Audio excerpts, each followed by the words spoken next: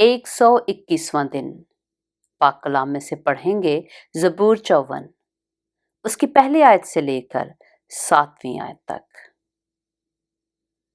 ऐ खुदा, अपने नाम के वसीला से मुझे बचा और अपनी कुदरत से मेरा इंसाफ कर। ऐ खुदा, मेरी दुआ सुन ले, मेरे मुंह की बातों पर कान लगा, क्योंकि बेगाने मेरे खिलाफ उठे हैं और तुंदखू लोग मेरी जान के ख़्वाहां होते हैं। उन्होंने खुदा को अपने रूबरू नहीं रखा।